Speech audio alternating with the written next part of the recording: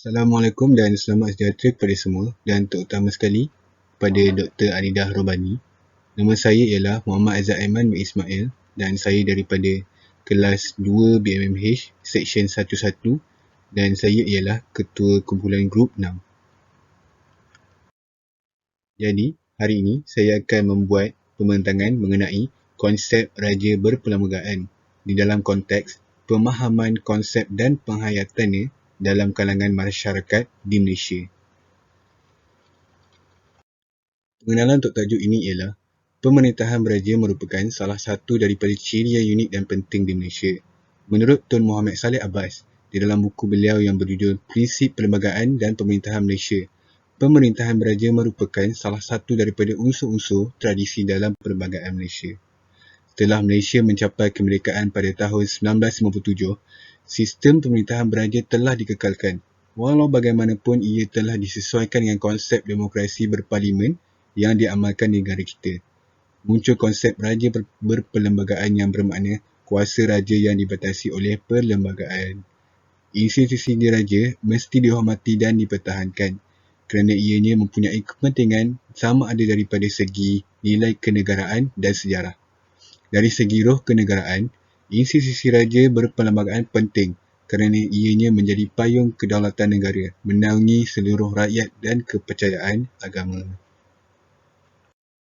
Seterusnya, untuk penyataan masalah, kita dapat lihat generasi kini sering dikaitkan dengan kenyataan menghina raja dan institusi beraja di media sosial. Tingkah laku ini akan ditiru oleh orang awam apabila berleluasanya komen-komen yang mengejek, menghina dan berniat jahat dalam media sosial. Akhirnya ia akan membawa kepada kebencian dan keruntuhan terhadap sistem institusi beraja jika dibiarkan ianya berterusan. Golongan muda terutamanya generasi Y atau lebih dikenali dengan Gen Y tidak lagi menghayati rukun negara kedua iaitu kesetiaan kepada raja dan negara. Kebanyakan mereka hanya mengenal rukun negara sekadar prinsip semata-mata. Mereka telah mengabaikan falsafah kebangsaan ini terlalu lama.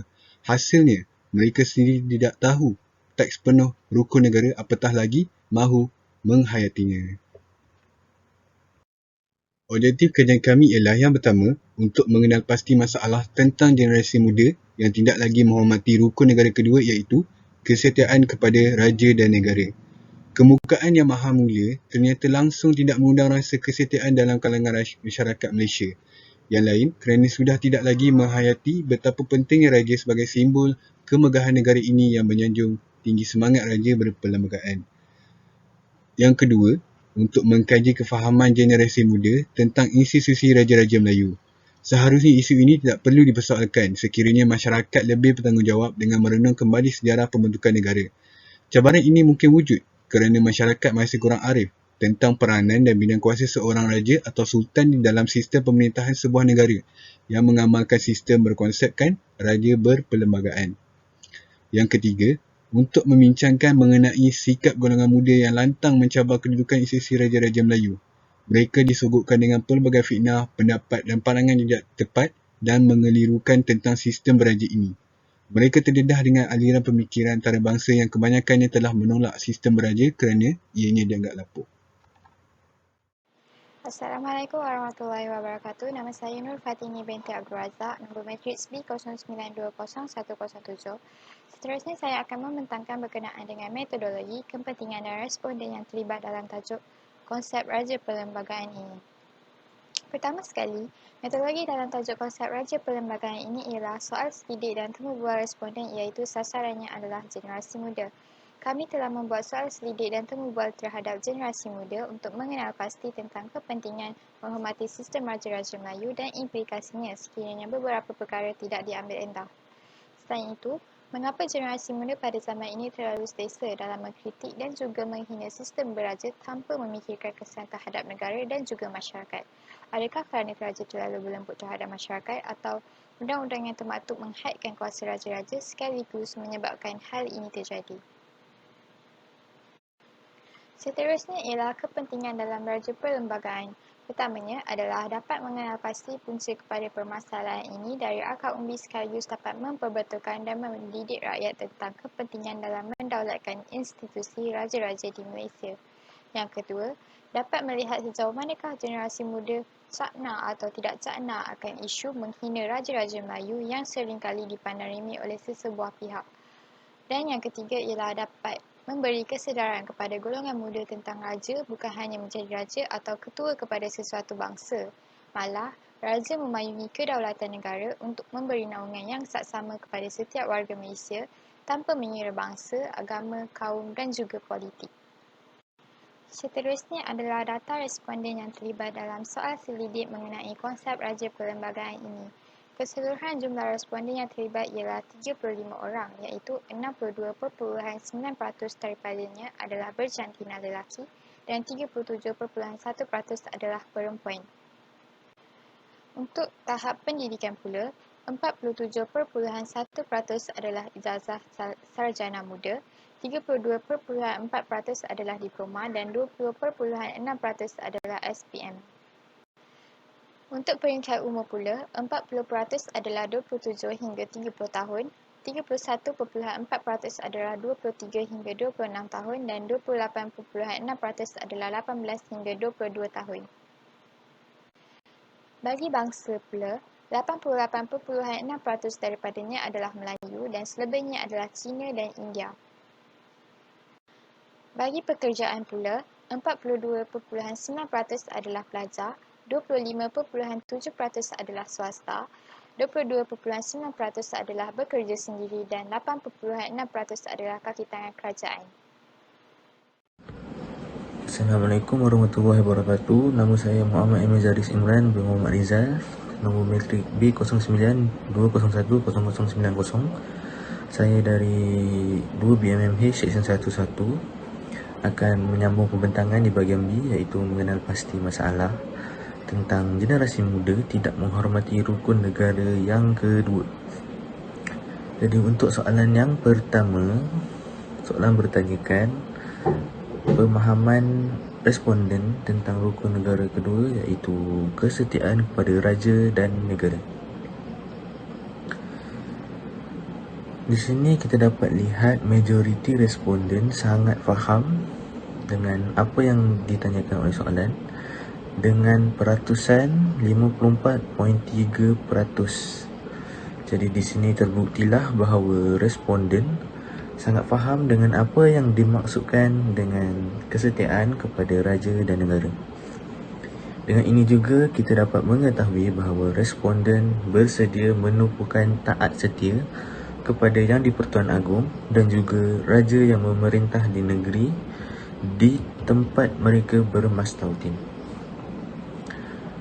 Untuk soalan yang kedua, soalannya adalah adakah kurang ilmu pengetahuan dapat menyebabkan rakyat tidak menghormati konsep raja berperlembagaan. Di sini kita dapat lihat responden sangat setuju dengan peratus 45.7% yang bersetuju dengan soalan yang diberikan. Hal ini membuktikan bahawa setiap responden mempunyai pengetahuan yang cukup dan padat tentang institusi raja-raja Melayu di Malaysia. Oleh itu, kita hendaklah sama-sama memerangi mana-mana pihak yang cuba meruntuhkan konsep raja berperlembagaan di negara kita. Untuk soalan yang ketiga, raja bertanggungjawab menjaga kedudukan istimewa orang Melayu. Jadi di sini kita dapat lihat majoriti responden bersetuju dengan soalan yang diberikan dengan peratus 60%. Jadi masyarakat sedia maklum tentang hak keistimewaan orang Melayu.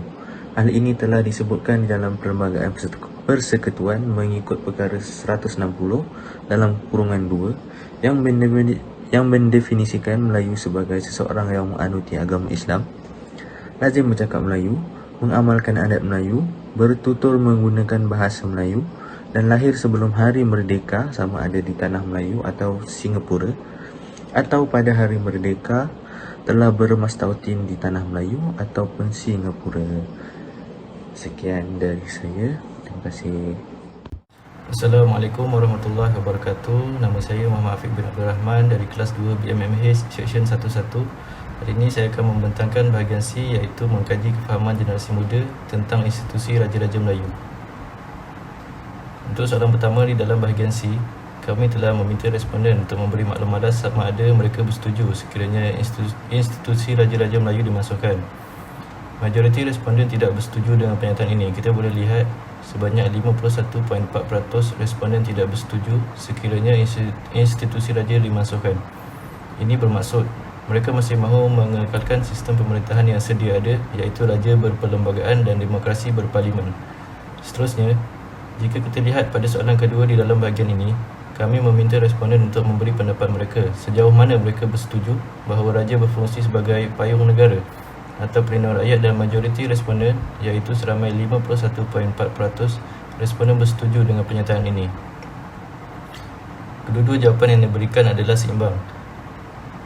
Mereka tidak menyokong untuk memasukkan institusi raja-raja dan pada masa yang sama mengakui bahawa raja berfungsi sebagai payung negara dan pelindung rakyat. Ini menunjukkan bahawa generasi muda faham tentang fungsi dan peranan raja dalam sistem pemerintahan di Malaysia. Raja berperanan sebagai ketua negara, ketua negeri dan ketua agama Islam seperti mana yang terdapat di dalam perlembagaan.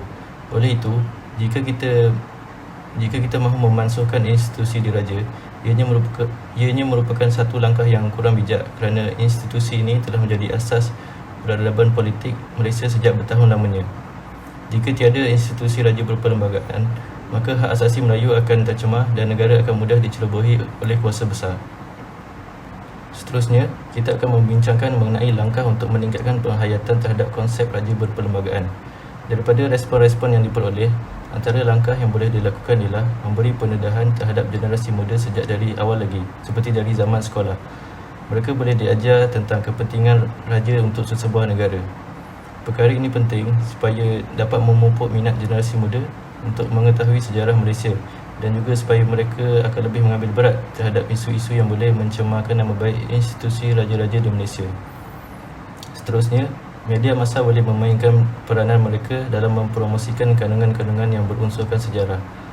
Mereka boleh membuat lebih banyak cerita atau filem-filem berkenaan sejarah Raja-Raja Melayu. Hal ini dapat membantu generasi muda lebih mengenali raja-raja yang pernah memerintah pada suatu ketika dahulu. Sebagai contoh, kisah pembukaan Melaka oleh para Meswara. Dengan adanya teknologi yang semakin canggih, tidak mustahil sebuah filem sebegini akan dapat dihasilkan. Para pengarah boleh menggunakan konsep animasi supaya lebih dapat menarik minat generasi muda, terutamanya golongan kanak-kanak. Ini secara tidak langsung dapat mendedahkan mereka kepada sejarah tanah Melayu dan mereka lebih mengenali pemerintah-pemerintah yang ada pada zaman dahulu. Akhir sekali, kerajaan boleh menganjurkan program yang bertemakan rukun negara bagi memastikan rakyat sentiasa menghayati prinsip rukun negara, khususnya rukun negara yang kedua, iaitu kesetiaan kepada raja dan negara. Prinsip kedua dalam rukun negara ini amat penting kerana ianya membantu menjadikan Malaysia terus maju dan menjadi sebuah negara yang berdaulat. Kita tidak perlu tunggu hari kemerdekaan untuk menganjurkan program-program kenegaraan. Sebaliknya, ia sepatutnya menjadi amalan seharian dalam menghayati konsep raja berperlembagaan. Sekian saja daripada saya. Terima kasih. Assalamualaikum warahmatullahi wabarakatuh dan selamat sejahtera. Nama saya Khairul Fitri bin Muhammad Amin. Saya dari kelas 2 BMMH Seksyen 11. Hari ini saya akan membentangkan bahagian D, iaitu membincangkan mengenai sikap golongan muda yang lantang mencabar kedudukan institusi Raja-Raja Melayu. Pada soalan pertama, kami telah mengajukan soalan kepada responden, iaitu punca golongan muda berani mencabar institusi diraja adalah kerana tiada tindakan tegas dari pihak berkuasa.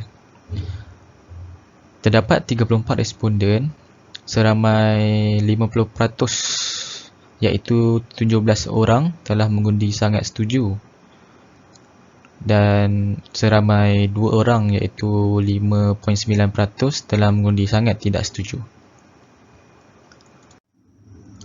Pada soalan berikutnya, kami telah bertanyakan kepada responden, adakah anda tahu mengenai akta yang boleh disabitkan sekiranya anda didapati mencerca institusi diraja? Daripada 34 responden, sebanyak 61.8% telah mengundi tahu dan sebanyak 38.2% mengundi tidak tahu. Ini menunjukkan bahawa majoriti responden tahu akta yang boleh disabitkan sekiranya mereka didapati mencerca institusi diraja. Pada soalan yang terakhir, kami telah meminta pendapat responden tentang cadangan perkara yang boleh dilakukan untuk mengelakkan perkara ini supaya tidak terjadi di masa akan datang. Kita boleh lihat terdapat pelbagai respon yang telah diberikan.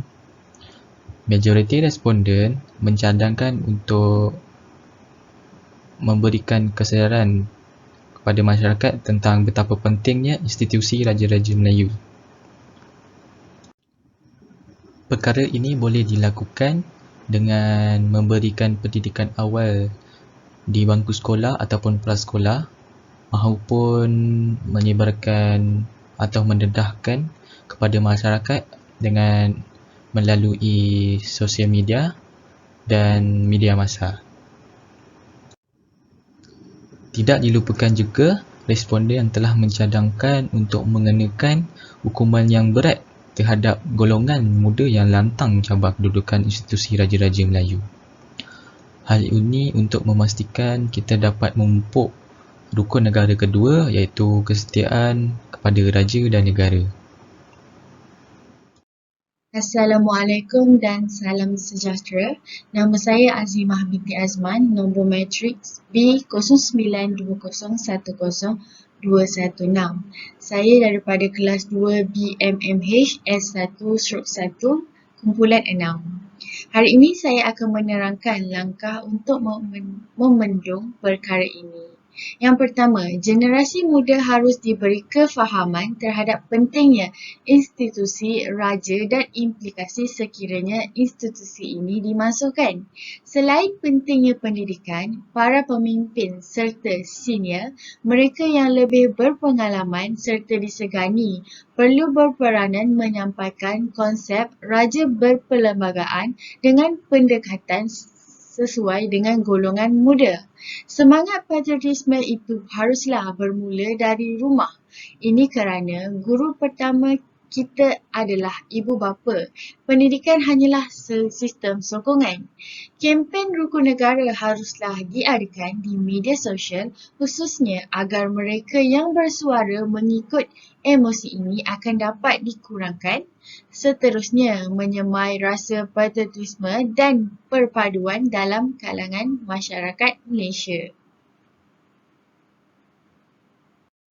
Kesimpulannya, institusi raja mesti dihormati dan dipertahankan. Ia mempunyai kepentingan sama dari segi nilai kenegaraan dan sejarah. Dari segi roh kenegaraan, institusi raja berperlembagaan penting kerana ia menjadi payung kedaulatan negara, menaungi seluruh rakyat dan kepercayaan agama. Selain itu, institusi ini penting dalam menjamin kestabilan negara. Justeru, prinsip kedua rukun negara meletakkan raja perlu ditaati. Kedudukannya di Pertuan Agong sebagai ketua negara seperti termaktub dalam perkara 32 Perlembagaan Persekutuan. Raja Melayu adalah kesinambungan sejarah dan warisan negara dan mewujudkannya menjadi sebahagian identiti negara serta dilindungi perlembagaan. Justeru itu, institusi raja sewajarnya mauduk dan subjek istimewa dalam minda dan jiwa rakyat negara. Ini kerana pada institusi akan tersematnya kesetiaan kepada negara. Ini adalah rujukan yang kami gunakan semasa membuat kajian ini. Itu saja daripada kumpulan kami. Sekian, terima kasih.